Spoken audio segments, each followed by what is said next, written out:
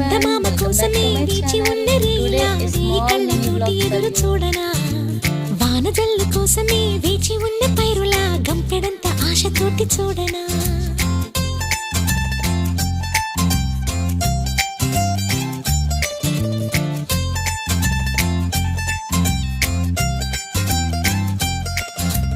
జోల పాట కోసం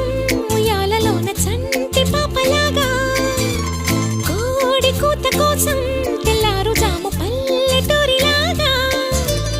ఆగనే లేనుగా చెప్పవా నేరుగా గుండెలో ఉన్న మాట ఏ ఒకటి రెండు మూడు అంటూ అరే ఒక్కో క్షణాన్ని నేను